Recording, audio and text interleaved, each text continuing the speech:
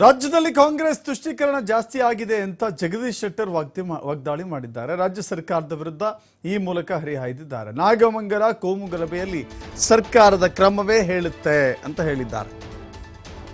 A1 ಹಾಗೂ ಎಲ್ಲ ಆರೋಪಿಗಳು ಹಿಂದೂಗಳೇ ಆಗಿದ್ದಾರೆ.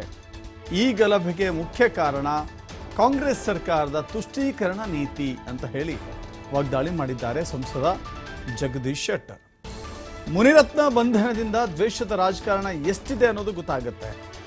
ಕಾಂಗ್ರೆಸ್ ಅಧಿಕಾರಕ್ಕೆ ಬಂದಾಗಿನಿಂದ ದ್ವೇಷದ ರಾಜಕಾರಣ ಮಾಡ್ತಾ ಇದೆ.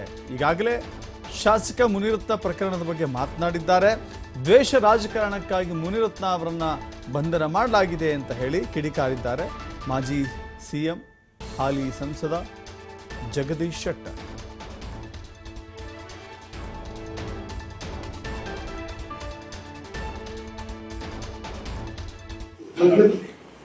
ಅವಾಗ ಕೋಮುಗಳು ಪಡೆಗಳಲ್ಲಿ ಹಿಂದೂ ಮುಸ್ಲಿಂ ಬಹಳ ದೊಡ್ಡ ಪ್ರಮಾಣದಲ್ಲಿ ಯಾವಾಗ ಕಾಂಗ್ರೆಸ್ ಸರ್ಕಾರ ಬರ್ತದ ಅವಾಗ ಈ ಅಲ್ಪಸಂಖ್ಯಾತರ ತುಷ್ಟೀಕರಣ ಅಂತ ಇದಲ್ಲ, ಆ ತುಷ್ಟೀಕರಣ ನೀತಿಯಿಂದ ಈ ರೀತಿ ಪದೇ ಪದೇ ಕರ್ನಾಟಕದಲ್ಲಿ ಆಗ್ತಾ ಇರೋದು ಅದಕ್ಕೆ ಮೂಲ ಕಾರಣ ಕಾಂಗ್ರೆಸ್ಸಿನ ತುಷ್ಟೀಕರಣ ನೀತಿ. ಮತ್ತು ಈಗ ಯಾರು ಇಲ್ಲಿ ಸಫರ್ ಆಗಿದ್ದಾರೆ, ಯಲಮಂಗಲ ಇದರಲ್ಲಿ ನಾಗಮಂಗಲ ಇದರಲ್ಲಿ ಯಾರು ಸಫರ್ ಆಗಿದ್ದಾರೆ, ಆ ಸಫರ್ ಆದಂತವ್ರನ್ನೇ ನೀವು ಅಪರಾಧಿಗಳನ್ನ ಅಕ್ಯೂಸ್ಡ್ ಅಂತ ಹೇಳಿ ಪಾಯಿಂಟ್ ಔಟ್ ಮಾಡ್ತೀರಂತಂದ್ರೆ ಇದು ಮತ್ತೊಂದು ಟಾರ್ಗೆಟ್ ಇಟ್ಟು ಇದನ್ನೆಲ್ಲ ನೀವು ಮಾಡ್ತಾ ಇದ್ರಿ.